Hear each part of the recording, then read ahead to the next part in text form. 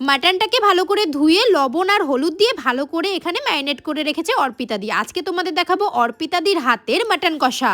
কড়াইতে পরিমাণ মতো সর্ষের তেল, শুকনো লঙ্কা, তেজপাতা আর গোটা গরম মশলা দিয়ে ভালো করে ভেজে তার মধ্যে পেঁয়াজ দিয়ে তাতে অল্প একটু চিনি দিয়ে পেঁয়াজটাকে ভালো করে ভেজে নিয়ে অর্পিতা দি দিয়ে দিল এখানে পেস্ট করে রাখা আদা, রসুন, লঙ্কা এবং ওই পেস্টের মধ্যেই অর্পিতা দি নাকি গুলিয়ে রেখেছিল জিরের গুঁড়ো, ধনের গুঁড়ো, হলুদ গুঁড়ো, লঙ্কার গুঁড়ো সমস্ত কিছু সব কিন্তু দিয়ে ভালো করে কষিয়ে নিল। তারপরে দিয়ে দিল মাটনটাকে।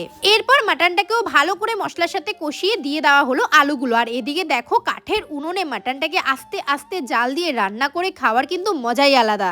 মাটন কষা হয়ে যাওয়াতে মাটন কষা তো আমরা খেলাম, তারপরে অল্প একটু জল দিয়ে মাটনটাকে ভালো করে ফুটিয়ে নেওয়া হলো। আর নামানোর আগে অর্পিতা দি দিয়ে দিল গরম মশলা। আর আজকের মাটন কষা কিন্তু আমরা পিঠে দিয়ে খেয়েছি। তোমরা কারা কারা পিঠে দিয়ে মাটন বা চিকেন কষা খাও অবশ্যই কমেন্ট করে জানিও। শম্পা প্রামাণিক বলেছে তুমি একদিন চিংড়ির পকোড়া বানাও, খুব ভালো লাগবে। অবশ্যই শম্পা বানাবো। চলো আজকের মতো টাটা।